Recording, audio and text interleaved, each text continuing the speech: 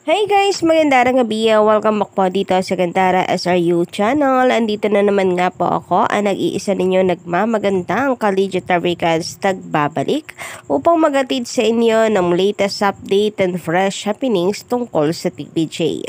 Mga balita na may kinalaman sa Itbulaga, sagot na po natin yan at sa loob at labas ng showbiz.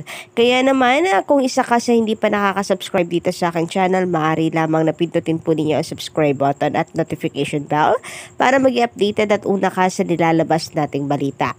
Samantala, para po sa gabing ito, ang mainit natin pag-uusapan ay patungkol nga po dito sa puspusan ng ginagawa ni Kuya Will para masimula na ang kanya pong programa na mapapanood po sa TV5.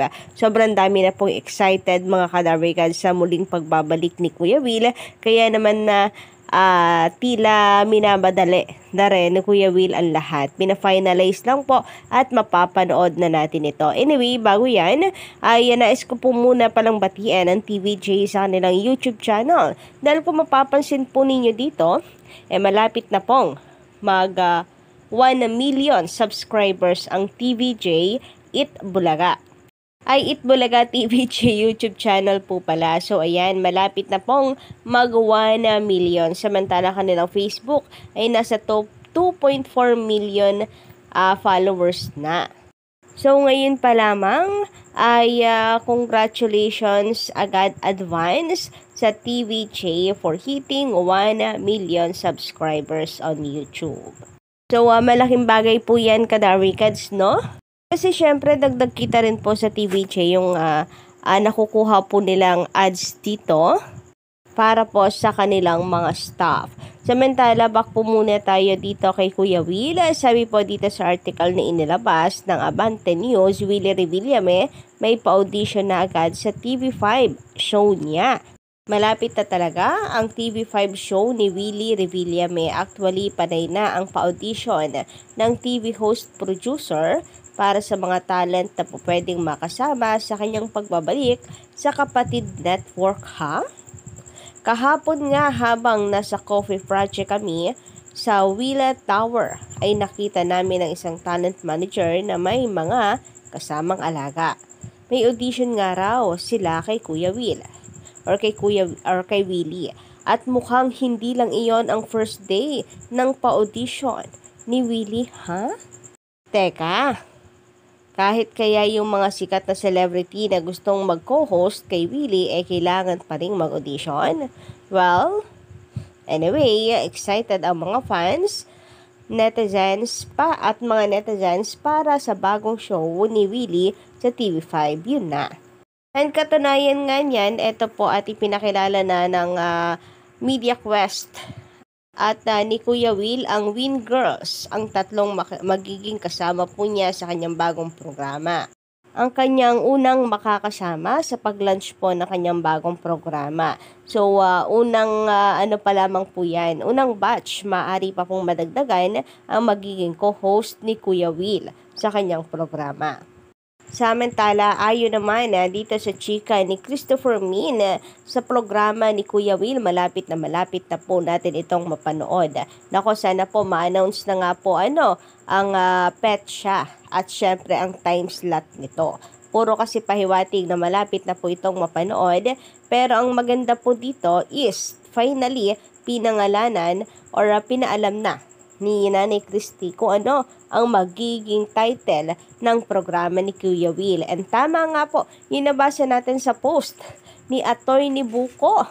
Yun nga ang magiging title ng programa ni Kuya Will. Ano po, sabi nga namin, konting panahon na lamang po at andyan na ang inyong... Ano ang titulo ng kanyang programa? Ito po ang Will to Win! Ayan! Sa TV5 po ito. Kung matatandaan nga po mga kadarwicads, na-vlog natin kamakailan itong naging post ni Atty. Buko. Hinggil nga po dito sa kanyang or sa tila celebration nila Kuya Will dahil finally mapapanood na sa TV5 at kasado na po talaga sila sa TV5 na kung saan meron nga po at magkakasama nga po sila dito sa Boracay. Kapansin-pansin na nandito po si Sam Versosa and palagay ko ay magiging major sponsor pa rin po ang front row ng bagong programa ni Kuya Will. And isa rin sa kapansin-pansin ang kanyang hashtag na Will to Win. Nasabi ko nga po ay ito malamang ang magiging title ng programa ni Kuya Will sa TV5, Will to Win. O diba, sabi ko naman sa inyo, may nakikipag-argue pa samantala, isa rin sa ichinika ni Christopher Min ay ang tungkol sa gagamiting studio ni Kuya Will. Ayon sa kanya ay ang dating studio na ginagamit ni Kuya Will sa TV5 ang gagamitin niya pa rin at yun nga po ay ang studio sa Nova. At doon po ang kanilang studio sa TV5 Nova. Ay. Nova TV5. Ayan. Hindi po sa Mandaluyong. Lalong hindi po sa Meralco. Kasi maraming kumakalat na balita. So ayan, sana natuldo ka na po ang mga question mark ninyo sa buhay tungkol sa pagbabalik ni Kuya Will dahil po sa update natin na ito. Anyway, ngayon naman pag-usapan po natin ang patungkol dito sa Itbulaga na kung saan sabi ay gamit na gamit daw po ang Itbulaga para sa eleksyon mula po nung ibalita ang pagbabalik ni Tito Sen sa Senado. Sabi nga dito, diba, gamit na gamit ang Itbulaga para sa eleksyon, libreng kampanya, kumikita pa. Paano kaya nila ito nasabi ng mga kadarwikans? Actually, hindi ako mahilig mag-update po ng politics. Hindi talaga ako nagwa-vlog about sa politics. Pero, since patungkol po ito sa Itbulaga, bakit kaya niya nasabi? Parang wala naman pong pangangampanyang ginawa si Tito Sen sa Itbulaga. Parang wala naman siyang binabanggit sa Itbulaga para sabihin nangangampanya siya doon. Yung pamimigay ng pera sa mga tao as if naman na ngayon lang yan ginawa ng TVJ or ni Tito Sen dahil sa siya ay tatakbo. Samantalang mula noon, lalo na nung magsimula pong maging public service ang Itbulaga, matagal na itong ginagawa ng TVJ. Sabi naman dito, kailangang kumita ni Soto Tito o ni Tito Sen dahil luging-lugi na ang Itbulaga. Bakit ngayon lang ba tatakbo sa politika si Tito Sen? Para sabihin po nila ito. Even naman po before, tumatakbo si Tito Sen sa politika pero wala namang ganitong issue. Ngayon nyo lang yan sinasabi kasi pinagpipilitan ninyo na nalulugi na ang Itbulaga.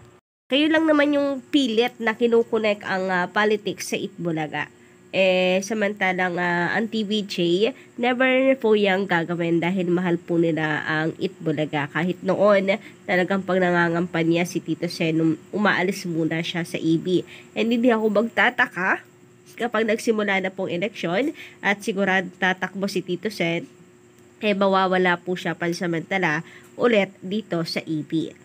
Samantala, sabi naman dito sa komento ni Sir Romy Obispo, magandang gabi, shoutout. Magandang morning na Ma'am Gandara. Ang kulit ni Tashing sa sugod bahay, walang arte, kahit pawis na siya.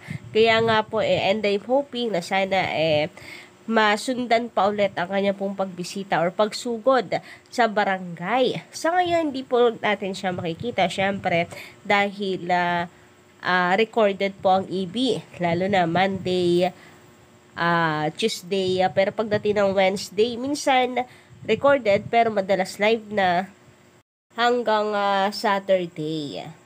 So sana nga kahit po every Friday, dahil Friday po nasimulan, diba, ni Atasha na bumisita sa barangay, or kahit every Saturday. Kahit ano po, basta kahit isang beses sa isang linggo, okay na po tayo doon. No? Kita-kita naman kasi na nag-e-enjoy din po siya. Samantala, sabi naman ni Myla Corbito, magandang gabi. Mga walang kwenta ang pinagsasabi nila. Sila ang lugi. Wala na ang tape na maalam na. Matagal na. Bashers is always basher. Dapat patunayan nila na henyo sila. Hi, Gandara TV. So, ayun na nga tagal na pong wala yung tahanang pinakamasaya. Yung tape inks, sinasabi nila magbabalik sa noon time daw. Pero saan? Ano pong gagamitin nilang channel? Meron na po sa GMA7. Kung dito nga po sa GMA7 na number 1 TV network sa Pilipinas, channel network sa Pilipinas, widest reach network sa Pilipinas, hindi sila umubra. Sila po'y nagapak at tuluyang na maalam, sumuko. Di lalo na po kaya kapag sa mas mahinang channel pa po sila papasok. Pero na lang kung hindi na magre-renew or hindi na i-renew ng GMA ang Showtime or ang Showtime mismong ayaw na makipag-renew pa sa GMA po pwede na makabalik ang tip. Kagaya ng ipinamamalita po Kadarikads ng kanilang mga defender. Anyway, yun lang po ang ating update sa gabing ito. Don't forget to click the subscribe button and notification bell for more updates. Salamat!